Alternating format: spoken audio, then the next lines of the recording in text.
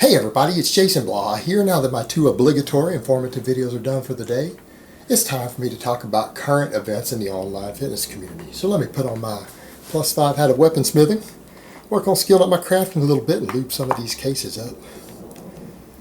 And let's talk about this. I want to talk a little further about the whole Rich Piana thing. Not that it will probably get that many views. You know, you do a third video related to a topic, it doesn't get that many views. So people are just going, oh, you're milking it views. Not really. I just really want to talk about it.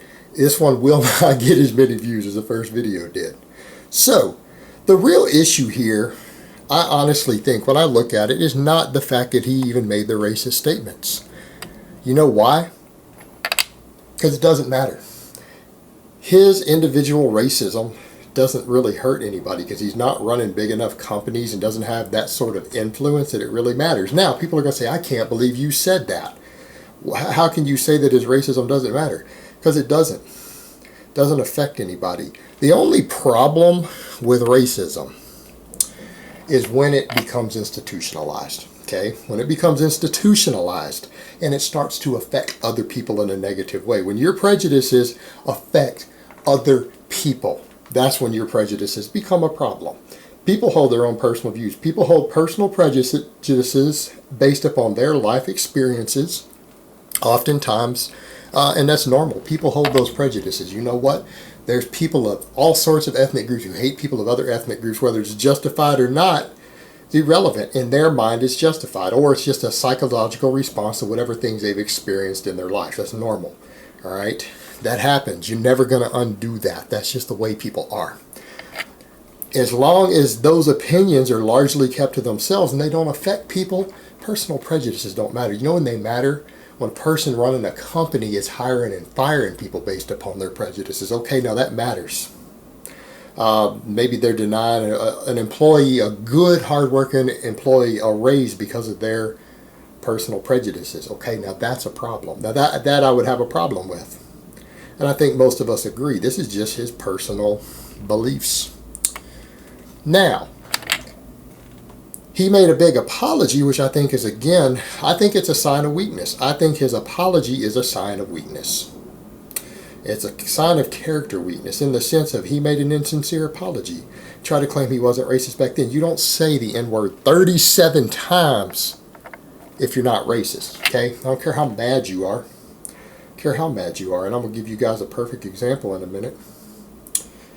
But no, you don't harp on that and say the N-word over and over and over and display your disgust and everything if you don't hold those sort of views. That's just reality, okay? You don't do that. But he was saying, well, I'm not racist now, and I wasn't racist then. Okay, but no one believes you. It's an insincere, unbelievable apology. You're better off not making an apology at all. You get more respect. You get more respect if you just owned up to it. All right? You'd get more respect if you just owned up to it and said, you know what? I was racist back then. I changed my ways. I don't believe it anymore. But yeah, I was racist. I didn't like black people back then. You know what? That would get you more respect if it's the truth. But an insincere apology, or, you know, he felt that strongly back then. Maybe he still feels that way today. Maybe he does. If he just owned up to it and said, you know what, that's just how I feel, he'd probably get more respect. In fact, a lot of black people who follow him would look at that and go, you know what? I appreciate the fact that he was just honest about the fact that he don't like me. Just honest about it, rather than hiding. And I think that's the sort of thing that people don't like. To be honest, man, it's that unspoken racism where you're not sure where a person really stands. That's, I think, the thing that's scary to a lot of people about racism. I think it really is, because they don't know if they're going to be discriminated. They don't know if a person dislikes them or not. They suspect, but they don't know. At least with this, they just know. Okay, he don't like me. Now we know where he stands. There's no problem. He would have done better to just be honest about it. But the real problem here is not the racism. Like I said, it doesn't affect anyone. I don't think he has 50 employees or something here that it's really an issue. He probably doesn't, not with this supplement stuff. So it's a non-issue.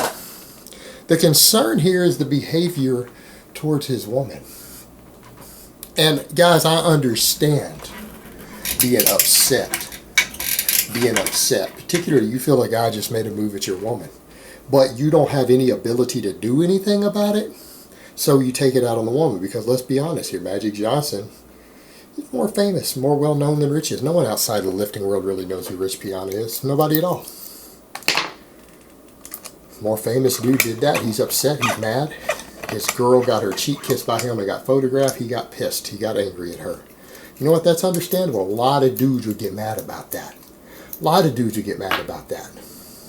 But there's a different way to handle this than to belittle your woman. In the sense that he did it just harping and called her white trash and said he hopes she hangs herself.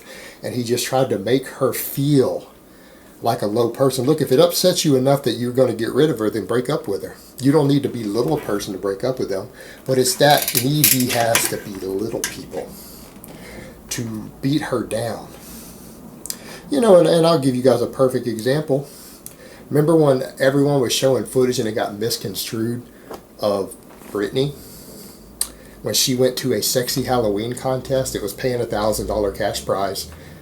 She was going to body paint one of her friends as a model and then split the money if she won. She was going to do the whole Van Gogh Starry Night. Her model didn't show, and she thought, you know what, I've been working out, I'm in shape, I'll just do this myself. She body painted herself using Van Gogh's Starry Night. And since it was an artistic thing, she had a gay friend of hers on the stage, and the dude is gay as hell, was taking a brush and acting like he was painting her. Okay, didn't even make physical contact with her. The brush did, he didn't. And everyone blew up about that. Like, that was all over the internet. People freaking out thinking my girl was stripping. It was the public venue. Anyone could look it up. The footage that people ripped was pulled from the Facebook page of an actual legitimate sports bar. It's not a strip club. And it was a Halloween contest for $1,000 cash prize for a sexy Halloween contest. There were chicks up there wearing all sorts of stuff. But, you know, the fact of the matter is, because it was another dude, her and I talked about it. I was mad, a little bit mad. And, you know, even though I knew it was a gay dude, and she was like, well, since he's gay, I thought it would be okay. I didn't think you would be miffed at all because he was a gay dude. Right? And I'm like, yeah, I know he's a gay dude, but it still doesn't look appropriate with you as my girl and this dude doing that. I know he's gay. I know he's not interested in women. The dude came out in the 90s. All the gay dudes call him Pops. Dude's gay as hell. But it didn't look appropriate. I wasn't happy about it. I didn't scream and yell at my girl over it. I didn't belittle her over it. I just told her I'm not happy about that, you know, and no one knows. They think it's some straight dude, and it's a gay dude who's not interested in chicks, but it doesn't look good. And I wish you would talk to me about that first. And she was, you know, apologizing and everything was good. Now, had that been a straight dude, it might have been different. He and I would have had our own issue at that point. But that's the point. If someone is doing something inappropriate or attempting to with your girl, you don't belittle your girl over it. You go take it to that guy.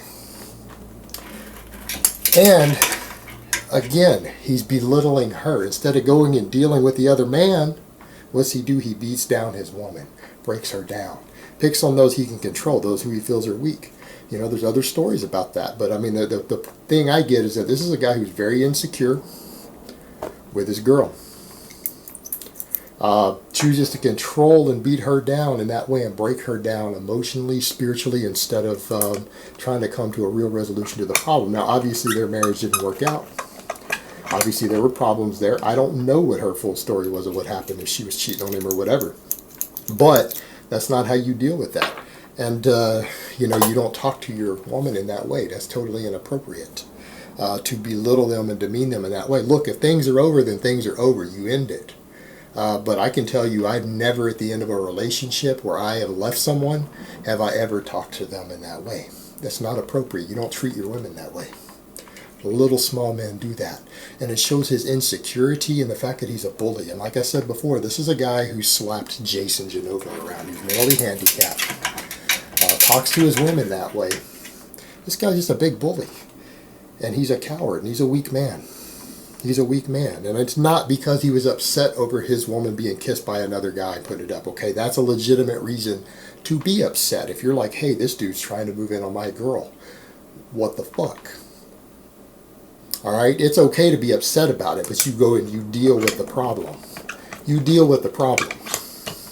You don't need to belittle people. You don't need to beat down your girl talk to her in that way. And again, like I said, he seems to be a cowardly, insecure man, and that's just how I'm going to call it. And anyone can say, oh, Jason, well, I think the same about you. Well, I don't give a shit what you think. What you think doesn't matter. We're talking about Rich here. And this is a legitimate example of someone doing that, just belittling his woman in a way that's totally inappropriate. You know? And it speaks a lot about him as a person. Again, the Jason Genova thing, speaks a lot about him as a person. You know, if he had a problem, I don't care if it's Magic Johnson or not. If he's got a problem with the guy doing it, he needs to go talk to that guy about it. He needs to go take it up with that dude. It doesn't matter if they're rich and famous. You take it up with him anyways. That's what a man does. You know, talk to your woman in that way over it. If it was breakup worthy, it was breakup worthy. That's your own prerogative. But you go resolve the issue like that with a guy, and there's no reason to talk to your girl in that way, in such a belittling way, because you're angry and upset. And nobody uses the N-word 37 times because they're upset. You know what? I didn't call the guy, the gay dude, I didn't call him a fag over and over. I didn't make a big deal about that. Could have, but why would I? Because I'm not prejudiced against gay people. So it's exactly the point. Alright guys, but that's really all I have to say on that today. I hope it's been informative, and I will talk to you guys next time.